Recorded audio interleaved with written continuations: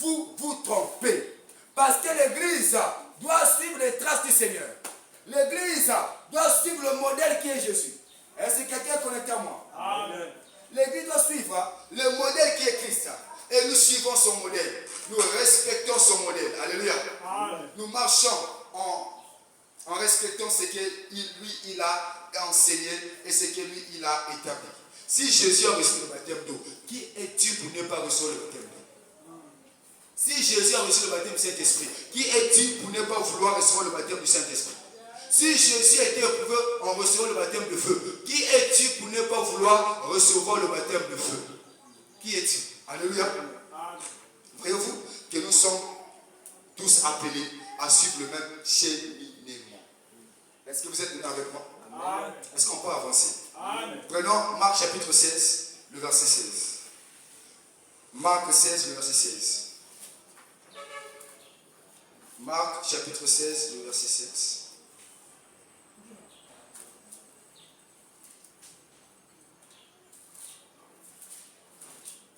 Marc 16, le verset 16, il est dit.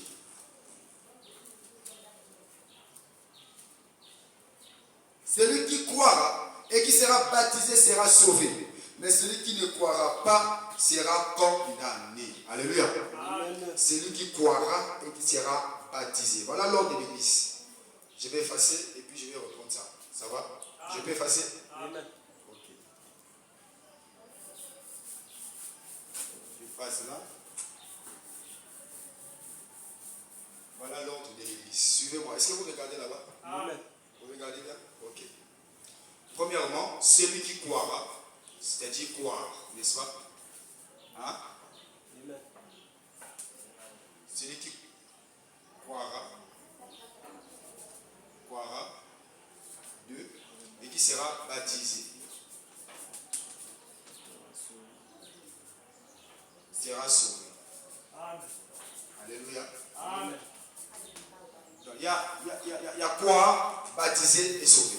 Si tu ne crois pas, tu ne peux pas te faire baptiser. Si tu ne te fais pas baptiser, tu ne seras pas sauvé. C'est un schéma que nous devons suivre. Et c'est quelque chose que tu as déjà établi comme ça. Ceux qui nous ont précédés l'ont respecté. Jésus l'a respecté. Alléluia. Amen. Nous, l'Église, nous devons croire, se faire baptiser et ensuite être sauvés. Si vous ne croyez pas en Christ, vous ne serez pas baptisés. Même si on vous peut plonger dans l'eau, s'il n'y a pas la croyance au départ, c'est-à-dire que non, vous allez juste vous laver, mais vous n'aurez pas le baptême. Tu comprends? Il faut d'abord croire au préalable, ensuite recevoir le baptême. Ici, quand on parle et qui sera baptisé, il s'agit de recevoir le baptême de l'eau, le baptême de l'esprit et le baptême de feu. Les trois types de baptême, n'est-ce pas? Et c'est ce qui vous emmènera, vous conduira au salut. Si vous ne recevez pas les trois types de baptême, il n'y aura pas de salut possible pour vous. Est-ce que quelqu'un est avec moi? Amen. Il n'y aura pas de salut possible pour vous. Il vous faut croire. Il vous faut être baptisé. Il vous faut ensuite recevoir le salut. Recevoir le salut. Alléluia. Amen. Il faut croire et recevoir le salut. Acte chapitre 2, le verset 37 à 38. Acte 2, le verset 37 à 38. Acte des apôtres. Acte chapitre 2, 37 à 38.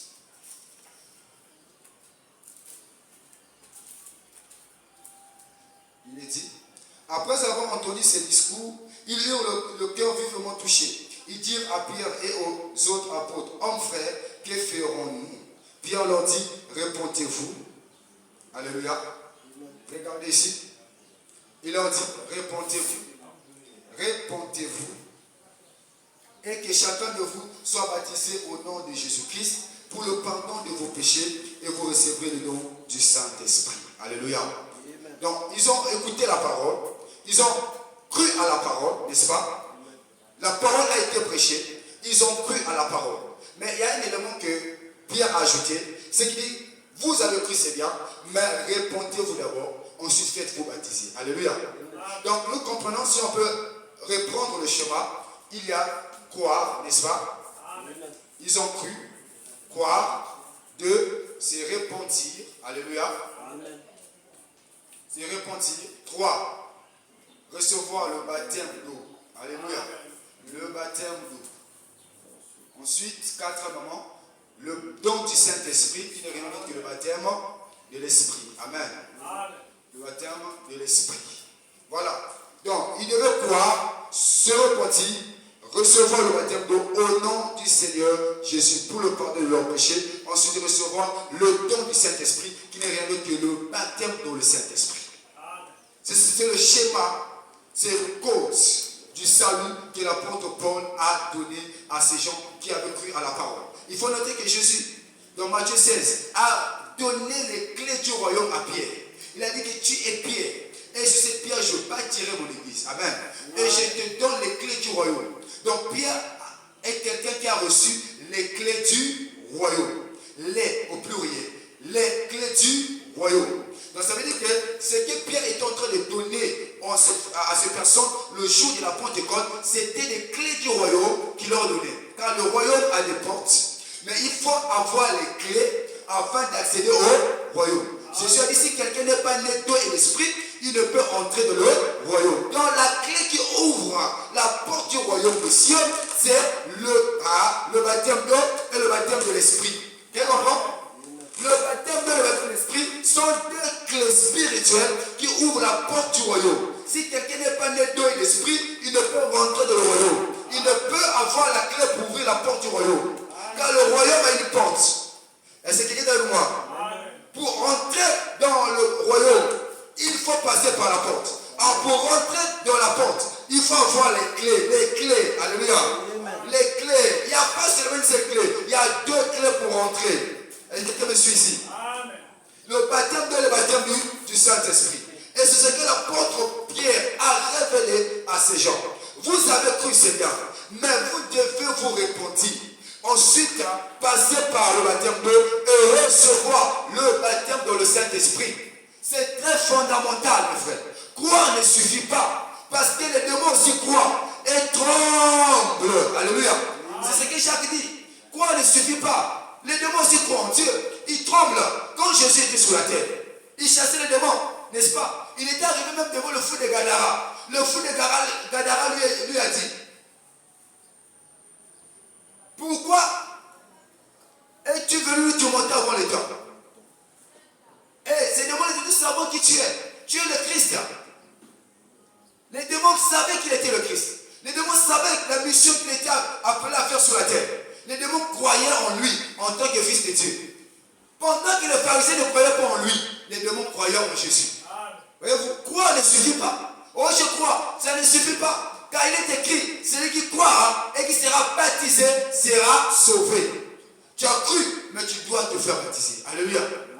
Tu as cru, tu dois te faire baptiser. Recevoir le baptême d'eau et le baptême de l'esprit. Mais cependant, avant que tu arrives à recevoir le baptême d'eau, il y a d'abord un travail qui doit être fait. La repentance. Parce que la repentance est le socle du baptême d'eau. Sinon ton baptême d'eau ne sera qu'un lavage corporel. Il n'y aura pas la vie. Tu dois d'abord te repentir. Repentir de ta vie. Dans la repentance, il y a la confession de tes péchés. Et il y a tu délaisses tes péchés, tu délaisses l'iniquité, tu délaisses ta vie du monde. Et tu acceptes de suivre le Seigneur. Et le baptême d'eau ne serait qu'un rituel, un symbole de ta mort à l'égard du monde, de ta mort à l'égard des plaisirs du monde, mais aussi de ta résurrection pour vivre dans une nouveauté de vie avec Jésus-Christ. C'est un symbole. Mais le socle, le fondement de ce baptême est la repentance. Les gens aillent rentrer dans l'eau, mais leur vie ne change pas. Ils demeurent les mêmes personnes parce que ces derniers ne se répandent pas sincèrement. Quand le cœur a été repenti, quand le cœur s'est déchiré dans la présence de Dieu, avant de rentrer dans l'eau, le baptême devient un rite puissant pour la transformation intérieure.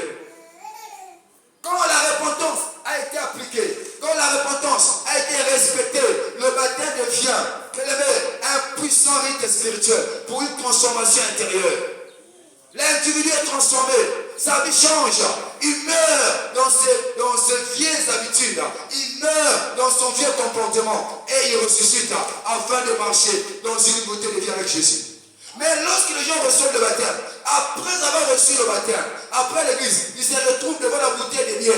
Ils se retrouvent en train de faire des choses qu'ils faisaient autrefois. Ça veut dire que cette personne ne s'est pas repentie sincèrement. Il s'est juste lavé corporellement. Il a juste lavé son corps. Mais il n'a pas reçu le baptême. Beaucoup aillent se baigner dans l'eau, beaucoup aillent se baigner dans la piscine, mais ne se baptisent pas concrètement, parce que dans leur cœur, il y a encore l'amour du monde. Il y a encore l'amour du monde. Il y a encore le péché. Il y a encore l'iniquité. Il y a encore le mal. Les gens qui aillent se baptiser. Les gens se baptisent par les intérêts, par le fanatisme. On ne se baptise pas pour le plaisir de se baptiser. Par fanatisme. Par plaisir. Les gens reçoivent des baptêmes inutiles. Les lavements de corps qu'ils appellent de baptême. Alors ça n'a jamais été un baptême. Jamais du tout. Le socle du baptême d'eau, c'est la repentance. Et lorsque votre repentance a été mieux pratiquée, bien pratiquée, en respectant les normes, et là vous pouvez aller dans les eaux baptismales. Et quand vous recevez ce baptême-là, le baptême-là, dans l'eau, ce baptême-là est un vrai baptême, n'est-ce pas? Et ce baptême-là est le symbole, je répète, le symbole de votre mort et de votre résurrection. Quand vous rentrez dans l'eau, n'est-ce pas? Vous mourrez. Et quand vous sortez, vous ressuscitez. Vous mourrez en quoi? Vous mourrez par rapport à votre vie passée. Les choses anciennes sont passées, toutes choses sont devenues nouvelles. Vous comprenez ça? Votre vie doit devenir une nouveauté. On doit voir le changement en vous. C'est une mort et une résurrection. Qu'est-ce que le baptême d'eau? Selon la définition biblique, c'est la mort en soi-même et la résurrection en Jésus. Et le symbole est fait dans l'eau. C'est un symbole. N'est-ce pas? Mais attention. Donc, là, quand je vais y arriver, je vais vous montrer beaucoup des erreurs qui se font autour de ce baptême. Il y a des églises qui plongent les gens 3 fois. 2 fois, c'est faux. Il n'y a pas 2 morts. Jésus est mort combien de fois? Il est resté combien de fois? Mais pourquoi vous plongez les gens 2 fois? Puisque le baptême, selon Romains chapitre 6, est regardé comme étant la mort de Christ, la mort avec Christ et la résurrection avec Jésus. Car l'apôtre Paul montre par là dans le livre de Romains que nous devenons une seule plante avec Jésus par sa mort et par sa résurrection au travers du baptême d'eau. Alléluia. Est-ce que c'est ici? Mais si cela est identifié à la mort et à la résurrection de Christ, et que Christ est mort une fois, ressuscité une fois, n'est-ce pas? Maintenant, si vous me plongez 2 fois dans l'eau, vous êtes en train de confesser que Jésus est mort 2 fois et ressuscité 2 fois, n'est-ce pas? Est-ce que c'est la vérité? Est-ce que c'est la vérité? Par là, le baptême là est faux. Le baptême est diabolique. Ça montre que c'est un autre rituel. C'est un rituel satanique. Ça n'a rien à voir avec le christianisme. Réveillons-nous, mes frères, il y a des faux baptêmes qui doivent être mis à côté. Revenons à la parole. Le baptême où on introduit quelqu'un 3 fois dans l'eau. Jésus-Christ n'est pas mort 3 fois. Il est mort qu'une seule fois. Enseveli qu'une seule fois. Ressuscité qu'une seule fois. Alléluia. Et il est assis à la droite du Père. Et un vrai baptême se fait une seule fois. Alléluia. C'est-à-dire quand je parle d'une seule fois, on doit t'introduire dans l'eau une seule fois. Et te faire sortir aussi une seule fois. Ça parle de ta mort et de ta résurrection. Quelqu'un peut dire amen? Et c'est très important. Après, quand vous recevez le baptême d'eau, ce baptême d'eau-là, écoutez-moi et suivez-moi très attentivement. Le baptême d'eau que vous recevez, ce baptême d'eau-là que vous recevez, la Bible déclare dans Acte 2, le verset 37 à 38, dit, et vous allez recevoir le baptême d'eau au nom du Seigneur Jésus-Christ, n'est-ce pas? Pour le pardon de vos péchés. Amen. Là, il s'agit de quel péché? Il ne s'agit pas du péché que toi tu as commis en montant, n'est-ce pas? D'abord, il s'agit du péché adamique. Du péché adamique qui est attaché à ton sang, qui est attaché à toi depuis la chute d'Adam. Vous comprenez ça? Amen. Le pardon du péché ou le dépouillement du vieil homme, alléluia, saute complètement lorsque nous recevons le baptême d'eau. Et c'est là que Dieu vous accorde votre justification. Alléluia. Il vous déclare juste. Justifié signifie il n'a jamais péché auparavant. Dieu vous donne un casier judiciaire vierge. Dieu vous donne un casier judiciaire vierge. Alléluia. Amen. Il vous donne un casier judiciaire vierge. Donc c'est comme si vous n'avez jamais péché. Même si les hommes seront en train de dire, hier il a volé, hier il a tué, pour Dieu, dès lors que vous recevez un vrai baptême d'eau, il vous pardonne en tout et pour tout. Vos péchés passés disparaissent. Dieu ne compte plus cela. Il vous justifie. Est-ce que quelqu'un peut dire Amen? Amen. Car le baptême d'eau est donné pour la justification, n'est-ce pas? Amen. Pour le pardon des péchés. Or, pour, c'est le complément circonstanciel de but. Le but pour lequel Dieu vous baptise d'eau, c'est de vous pardonner.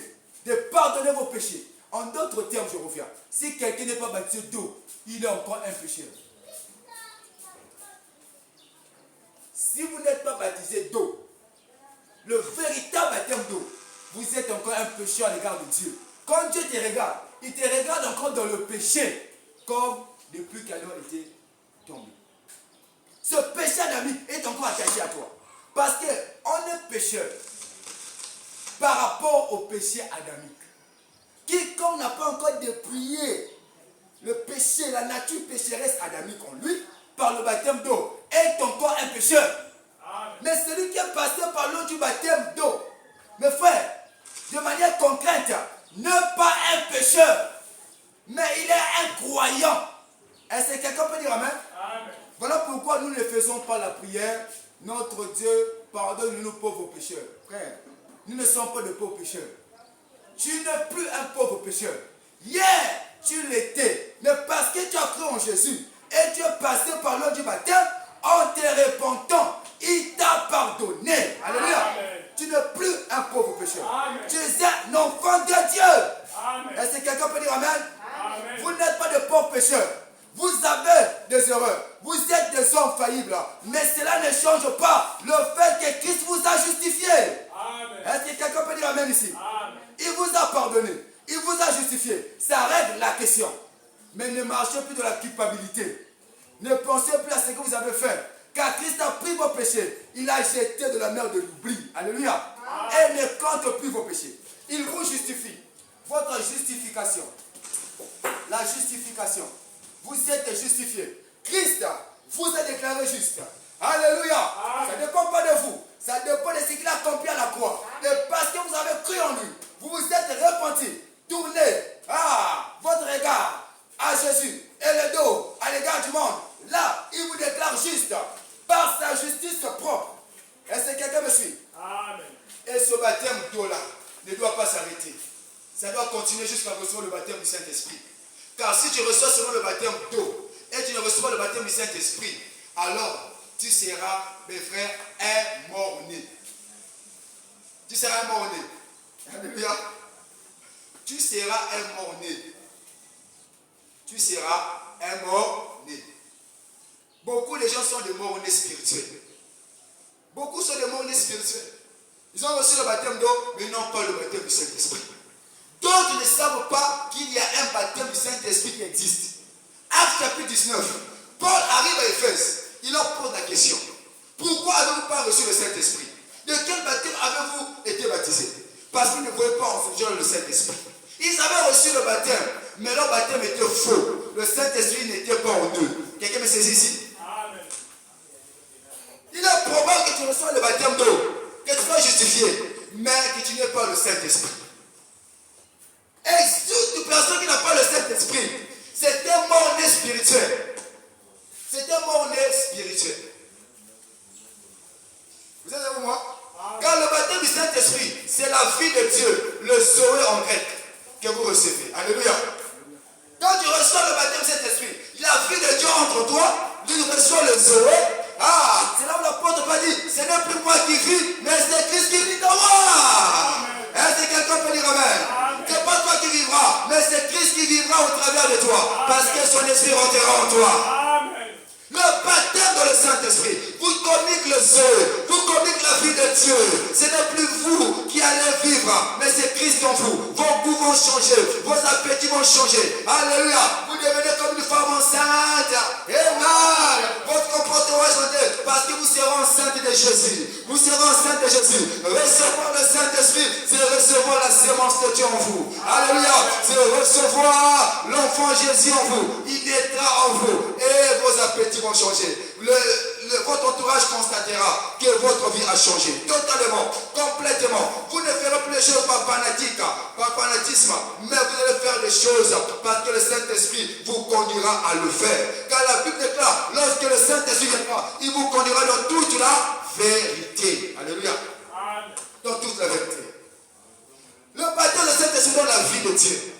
La vie de Dieu entre en vous. La vie de Dieu s'installe en vous. La vie de Dieu se place en vous. Alléluia. Et si vous n'avez pas le baptême de Saint-Esprit, vous êtes mort. Vous êtes un mort-né. Alléluia. Je reviens. Le baptême d'eau, c'est notre justification. Le baptême de Saint-Esprit, c'est la vie qui vient. Maintenant, mes frères, il faut noter une chose. Il faut noter une chose. C'est que je suis en train de terminer. J'introduis selon moi. Après, on va détailler prochainement.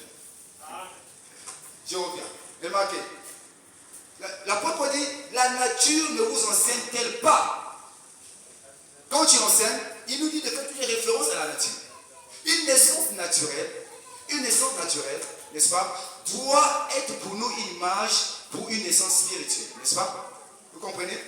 De la même manière, l'arbre naturel est l'image de Jésus dans le spirituel, vous comprenez? Donc en fait, vous devez comprendre que chaque élément de la nature a un sens dans le spirituel. La naissance naturelle a un sens dans le domaine spirituel.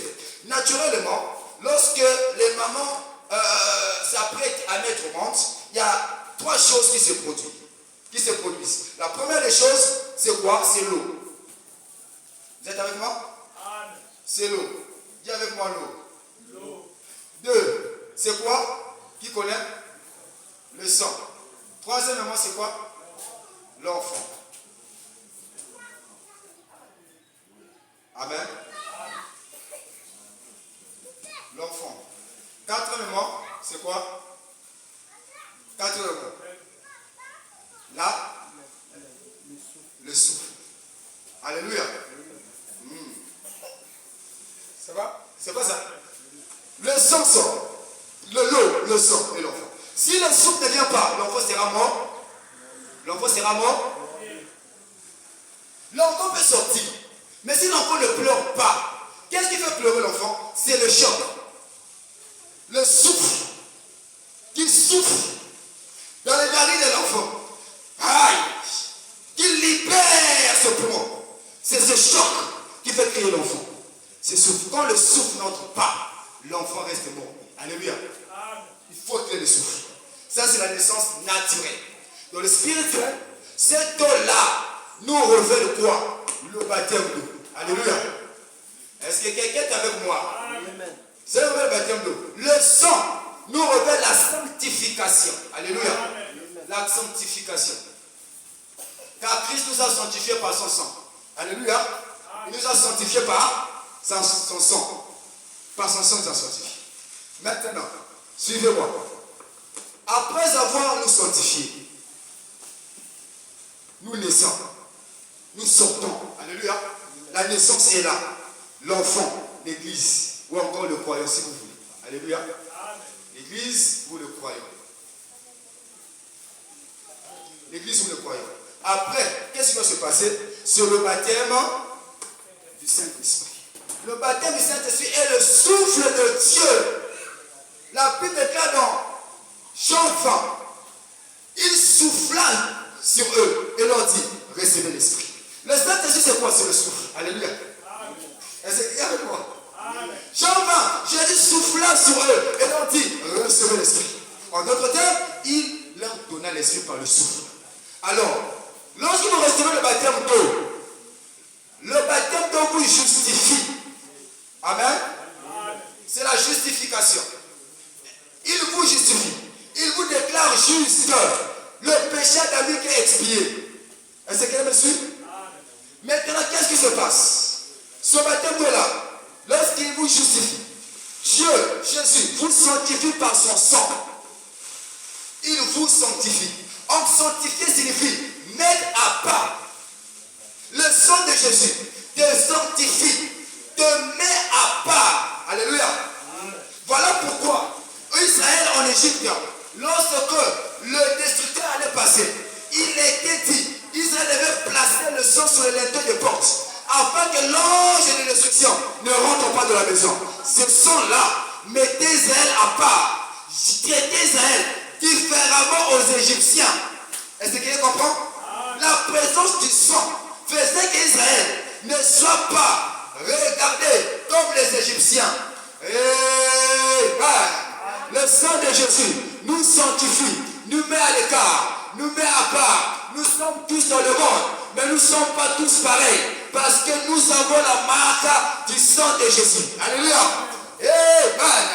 Il nous a mis à part, il nous a mis de côté.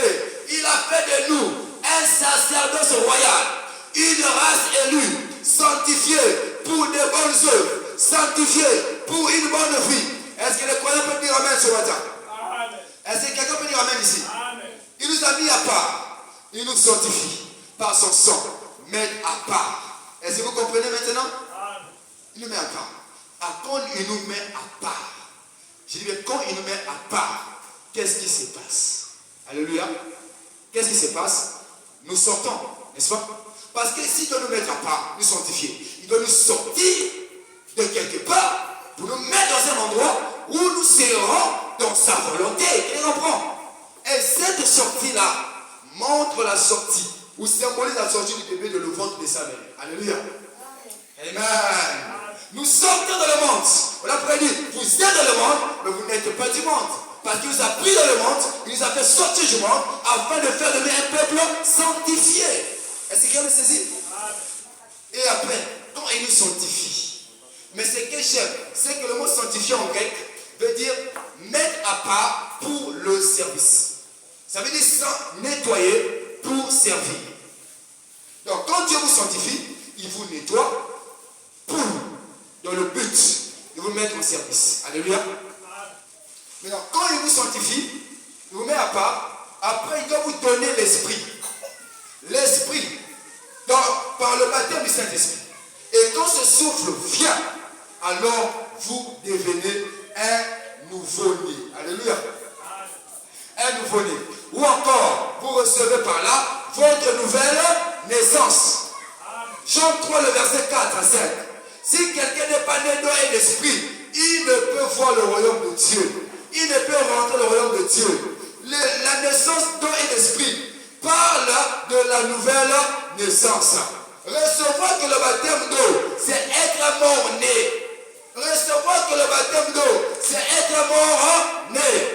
Beaucoup de gens ont reçu le baptême d'eau. Beaucoup de gens vivent dans la sanctification, mais n'ont pas le Saint-Esprit. Parce que ce n'est pas le fait que tu ne fumes pas qui fait que tu as le Saint-Esprit. Parce qu'un bon citoyen, quelqu'un qui aime sa santé, peut se priver de la cigarette, n'est-ce pas? Pour des raisons de santé. Mais ce n'est pas parce que tu es croyant. Il y a des gens qui ne fument pas, qui ne boivent pas, qui ne mènent pas une vie de désordre et d'impudicité. Mais ce ne sont pas des croyants. Alléluia. Ce sont juste des bons citoyens, des gens avec une bonne moralité. Mais ce qui fait que tu sois véritablement croyant, si du Saint-Esprit en toi, c'est lorsque tu es conduit dans toute la vérité. Or, la vérité, c'est la parole de Dieu. Alléluia. Tu ne fumes pas, oui, mais tu rejettes la parole. Il y a des gens qui ne fument pas, il a une bonne vie, mais ils ne croient pas en Jésus. Vous voyez? Est-ce qu'il est sauvé? Il n'est pas sauvé.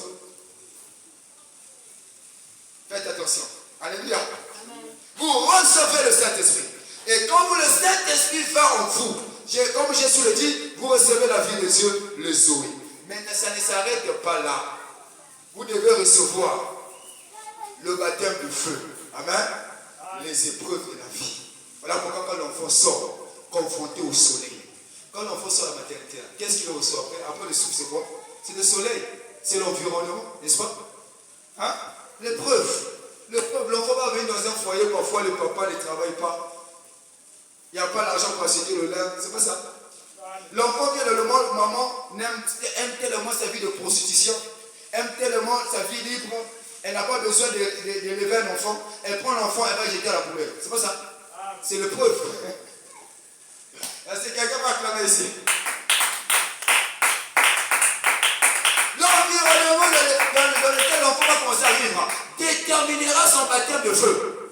Parce qu'il y a d'autres enfants qui se retrouvent à la poubelle. C'est son baptême de feu. D'autres enfants qui se retrouvent dans la rue, dans les caniveaux, son baptême de feu. D'autres enfants sont maltraités. Alléluia. C'est son baptême de feu.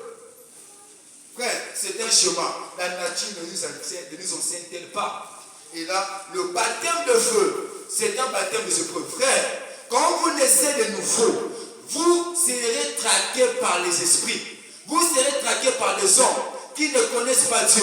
Le problème, c'est la lumière qui est en vous va commencer à déranger. Alléluia. Parce que Jésus a été haï, et lorsque ce Jésus vient en vous par la nouvelle naissance, ce Jésus doit aussi déranger le monde comme il le dérangeait autrefois. Parce qu'il est le même hier, aujourd'hui et éternellement. Si hier on pouvait l'insulter, si hier on pouvait le calomnier, si hier on pouvait les traquer, aujourd'hui, lorsqu'il naît en toi, il naît dans ton cœur, il doit vivre la même chose. Amen. Est-ce que vous pouvez dire amen? Alors ne vous étonnez pas de ce que vous êtes haïs. Ne vous étonnez pas de ce que vous êtes traqués. Parce que c'est un baptême de feu. Les mêmes personnes avec qui vous riez, les mêmes personnes se tourneront contre vous pour jeter des clés. Pour se moquer de vous. Pour vous combattre, pour vous attaquer. Mystiquement et même physiquement. Car il y a des attaques même physiques. Alléluia. Les gens vous haïssent. Les gens vous attaquent. Les gens vous ferment des portes comme ça. Parce qu'ils ne veulent pas de vous. Ce n'est pas vous le problème. C'est le Jésus qui est en vous. C'est lui qui crée le baptême de feu. Amen. C'est lui qui crée le baptême des épreuves. Et le but du baptême de feu, c'est de vous emmener à la maturité spirituelle. Pour vous devenir mature. Car si vous n'êtes pas éprouvé, vous ne serez pas mature. Vous resterez des enfants. Car lorsque vous recevez le baptême du Saint-Esprit, vous naissez et vous êtes un enfant. Vous devez grandir.